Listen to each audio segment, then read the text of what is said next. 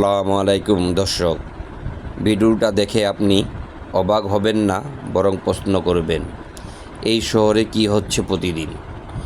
দিনের বেলা হঠাৎ হাইওয়েতে ঢুকে পড়ে ময়লার গাড়ির বহর, একটার পর একটা সারি ধরে, যেন কোনো মিছিল। কিন্তু প্রশ্ন হলো, এত ময়লা যাচ্ছে কোথায়?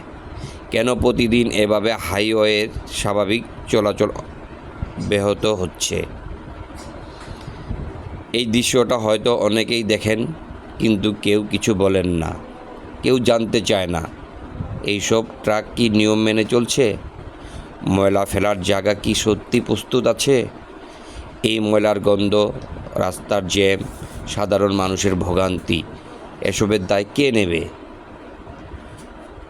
তাই প্রশাসনের দৃষ্টি আকর্ষণ করছি, এই বিষয়টা কি আর এভাবে চলতে পারে? জনসাধারণের রাস্তায় কি ময়লার ট্রাক দখলে থাকবে প্রতিদিন? এই প্রশ্নের উত্তর চায় জনগণ। আর আপনি যদি এই দৃশ্য দেখে একমত হন, তাহলে এই ভিডিওটা শেয়ার করুন, আওয়াজ তুলুন, কারণ চুপ থাকলে চলবে না।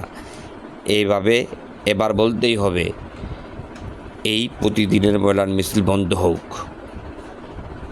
ধন্যবাদ আপনাদের।